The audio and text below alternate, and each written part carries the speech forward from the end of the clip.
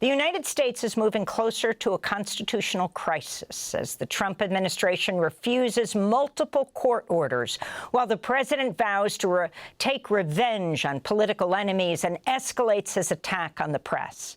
On Saturday, the U.S. deported 137 Venezuelan immigrants to El Salvador after President Trump invoked the Alien Enemies Act of 1798, which was last used to justify the arrest and internment of 30,000 Japanese, German, and Italian nationals during World War II.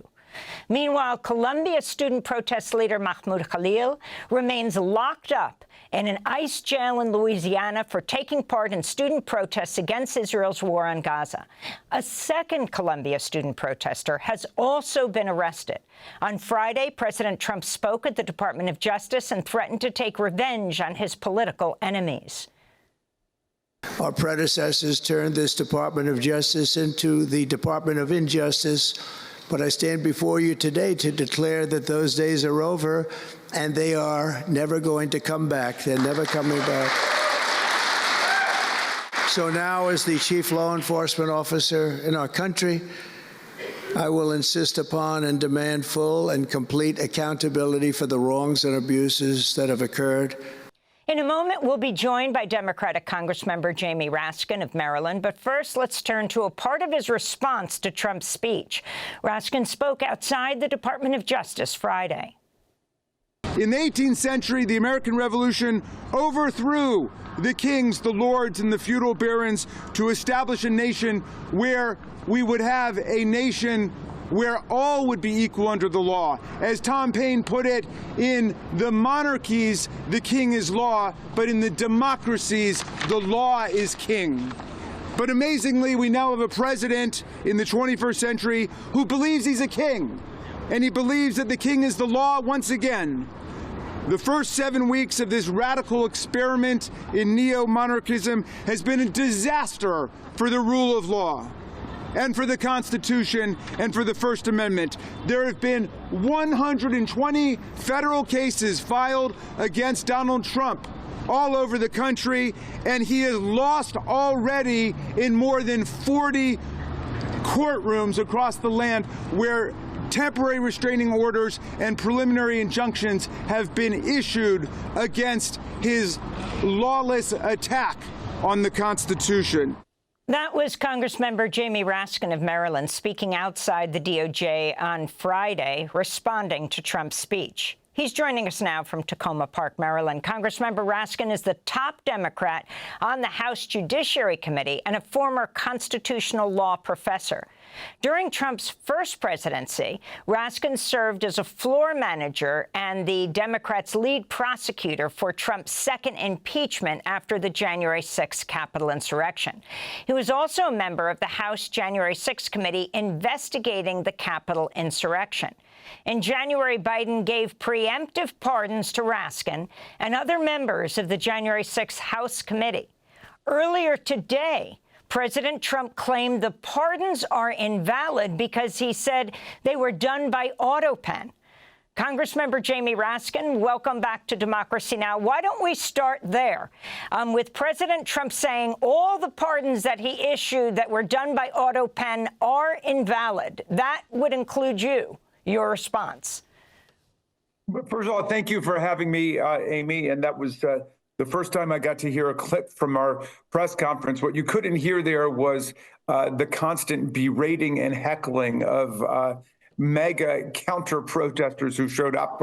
We were being drowned out by a guy with a bullhorn. I wanted to borrow his bullhorn because we didn't have a sound system with us. But I appreciate your running that clip where we went and appeared opposite Donald Trump.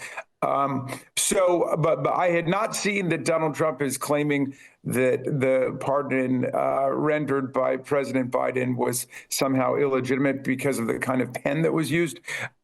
This sounds like classic Donald Trump stuff.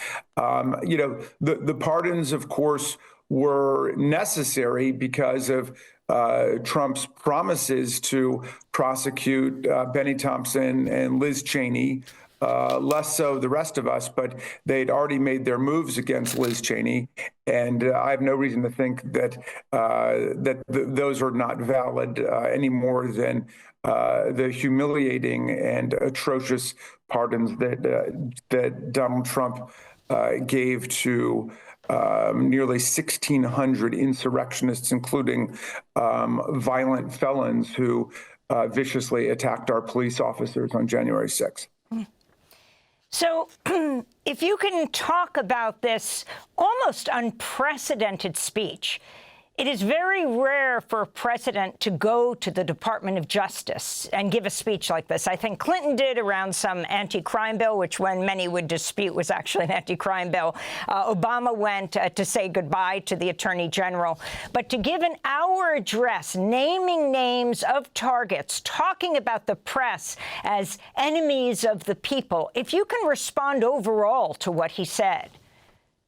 Well, it was a typical rambling and hate-filled diatribe by Donald Trump. No speech like that has ever taken place at the U.S. Department of Justice, which has existed since 1870, when it was set up to try to enforce the Reconstruction amendments to the Constitution against the Ku Klux Klan and against white supremacists and insurrectionists and secessionists.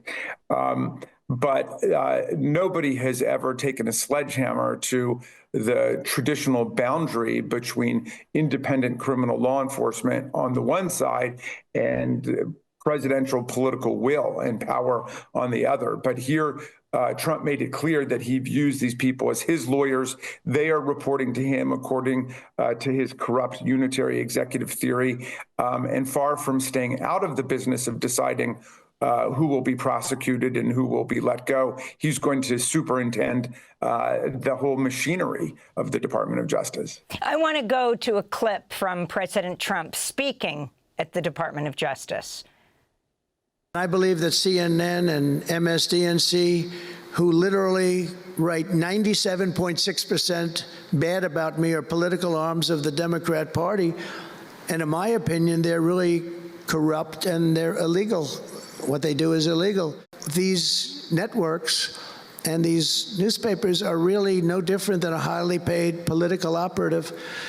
And it has to stop. It has to be illegal. It's influencing judges, and it's really changing law, and it just cannot be legal. I don't believe it's legal. So that is President Trump speaking at the Justice Department. Of course, he has sued ABC, he has sued CBS, he has sued the Des Moines Register because he has the backing of the wealthiest person on earth, Elon Musk.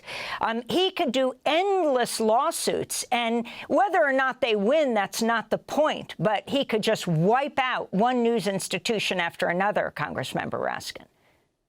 Well, he's obviously frustrated because he's losing everywhere in court on everything from the birthright citizenship executive order, which is blatantly unconstitutional, to the spending freeze, to the sacking of thousands of probationary employees. And so he's frustrated. So he says it's got to be illegal for the media to be covering his defeats and to be trying to expose the various constitutional violations of his administration. Of course, it's completely lawful and protected by the First Amendment. And he's just operating out of the authoritarian playbook, which says that the first thing you do when you get in is you crack down on the free press. And he's been doing that in numerous ways. He's been ordering the FCC to go after ABC, CBS, NBC, anybody who displeases him in any way. But he's also been personally suing media entities. There was a shakedown of $15 million against ABC because he was unhappy with coverage there. And now he's got a $20 billion lawsuit against CBS, not even because of anything they said about him, but because he thought that the coverage of Kamala Harris was too positive. It was about, a 60 Minutes interview, which in all news media, you do an hour an interview and you play 10 minutes. So things like her sneezing were taken out. And he said that was used to affect the election.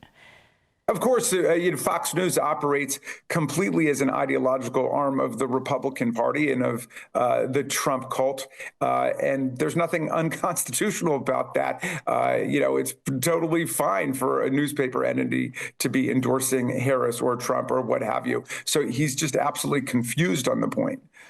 Talk about the naming of names. Everyone from, Norm Eisen to the organization Crew that sues over corruption in government, to the Democratic lawyer Mark Elias, to the prosecutor Mark Pomerantz, who worked for Alvin Bragg. He named him as well, the Manhattan DA. What it means for the president of the United States to name check these people and talk about going after them.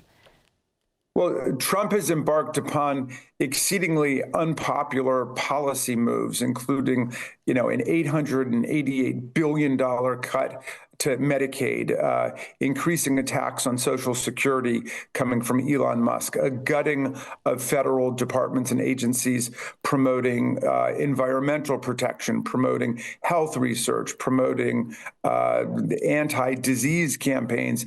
And so the only way to try to protect these maneuvers is to shut down a free press and disable the lawyers who are in court every day holding them to account. And understand, Amy, we are winning in court every single day against the lawlessness, most recently against this completely illegal move to deport people outside of the provisions of immigration law by invoking the Alien Enemies Act of 1798, which requires that America be at war or be in the midst of an invasion. And we are not being invaded. And the Congress of the United States, which I have the privilege of serving in, has not declared war on Venezuela.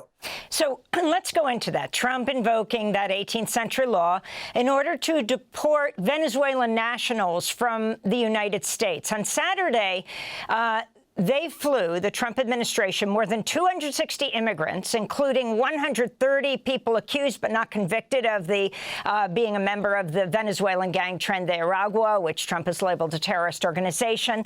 The flights came despite a temporary restraining order from U.S. District Judge James Boasberg, who ordered any of these deportation flights that were currently in the air to be turned around. One of them was still on the ground. The Washington Post reports the 3 flights bound for El Salvador arrived after the judge's order. It looks like Salvador, this maximum security prison, which is ultimately run by the Trump ally, Salvadoran President Nayib Bukele, guilty of mass human rights abuses.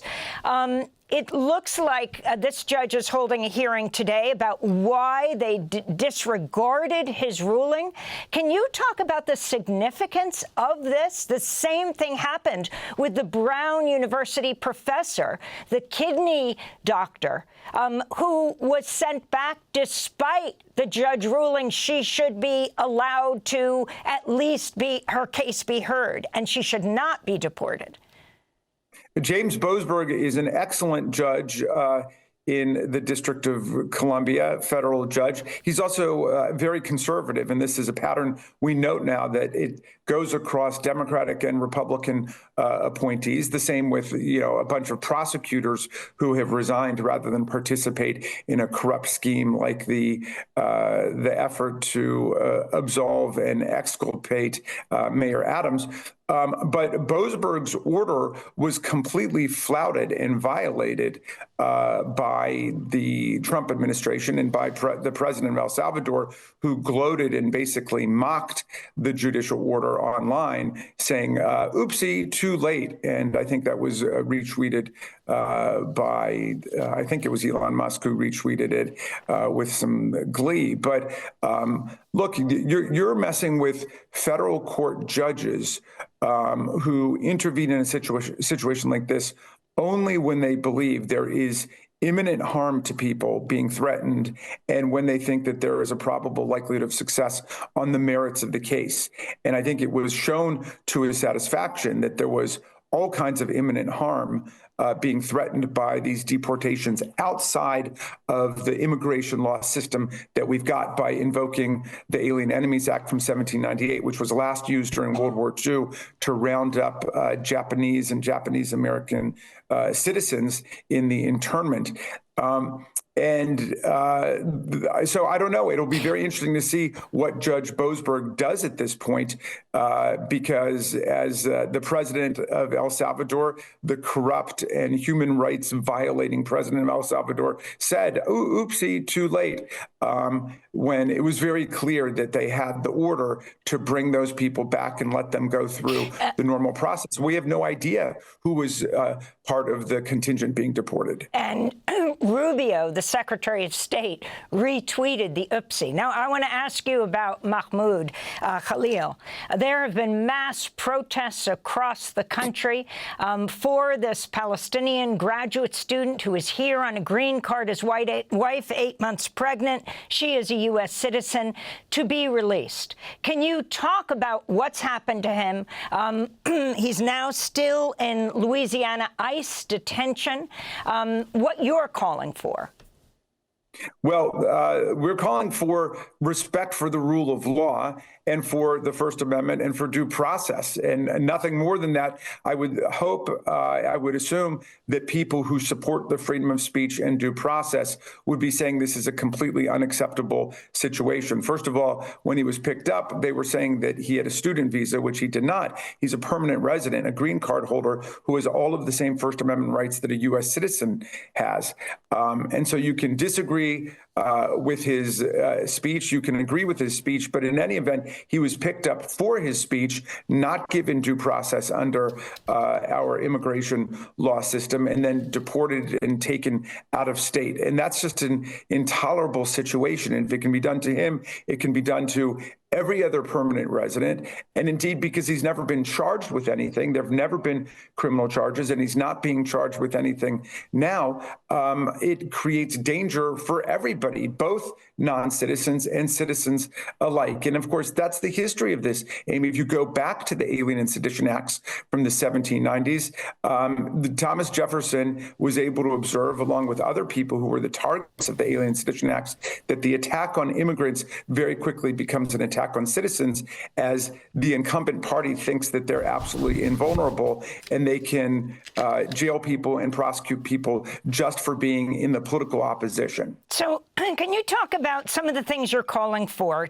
Calling on people to submit an opens record request to DOJ for your own data, for people's own data, to see what they have on you, like Social Security, student loans, et cetera, the meaning of this, and your overall, as a constitutional lawyer, the role of the richest man on earth, of Elon Musk, firing thousands of people using his own social media platform X to do this. What role does he have in the U.S. government? Well, we don't know exactly what role he has. That's an excellent question, because they're very slippery and elusive about this. Sometimes the president describes him as the head of DOJ, as the leader of DOJ.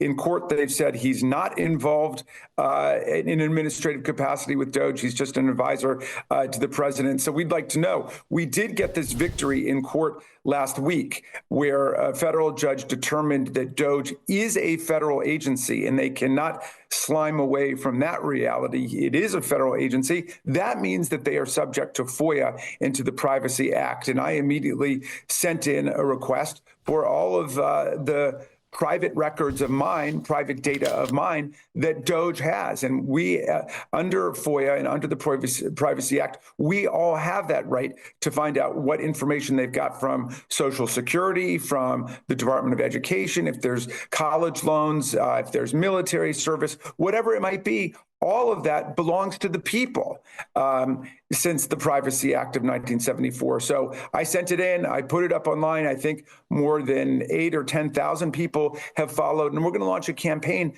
this week, because more than 300 million people have that right. And people need to understand that you've got a right to the data, not Elon Musk and DOJ. And we want to know what's happened to it. Has it gone to his artificial intelligence private business, to Grok? Has it been shared with other third parties? The people have a right to know that. And so My grandfather was in politics, and he told me when I was a little boy, he said that duck hunting is a lot of fun until the ducks start shooting back. And I think people are going to insist that our rights be vindicated within American constitutional democracy. Finally, Congressmember Raskin, your comments on what Chuck Schumer, the ranking Democratic member in the U.S. Senate, did, both supporting what was going to be called, the Trump administration threatened to call it, the Schumer shutdown, but actually not so much that as having said to the end he would not go along with it, then switching, and the rifts in the Democratic Party now. Well, I took a very strong position against that continuing resolution, which was packed with more the efforts to dismantle the American social safety net, attacks on Medicaid, attacks on health care. And it also provided, and this was very troubling to me, retroactive validation, at least implicitly, of all of the assaults on the federal agencies and on the federal workers. So there was no way I could go along with it. Schumer took an opposite position after different twists and turns in his journey. But I've got to say, Amy, what troubled me the most resembled what troubled me the most about what happened to us when Donald Trump showed up for the joint session of Congress. It's that we did not have a unified plan across the House and the Senate within the Democratic Party to decide what to do. And I had said I would stick with any unified plan we had. We could boycott it, we could hold up signs, we could stage a walkout, whatever, but we needed to have a plan. We needed to call a play. And I think that's the real political sin here, that House and Senate Democrats are acting like we occupy different galaxies. We've got to get together and decide what our common front and what our common strategy is. I'm an old, washed up football quarterback. It's like going out onto the field without any play at all. So do you think Schumer should step down as the ranking Democrat of the Senate? They're going to go through that. I think we're going through a period of tremendous upsurge and ferment and change in terms of political leadership across the board. And because we've been so separated, the Senate and the House Democrats, I really know very little about the internal dynamics that led to what took place there. So I'll reserve judgment on that. But I will say this is a moment where new political leadership is popping up everywhere, and that's all to the good. Congressmember Jamie Raskin of Maryland, top Democrat on the House Judiciary Committee, former constitutional law professor. Thanks so much for joining us.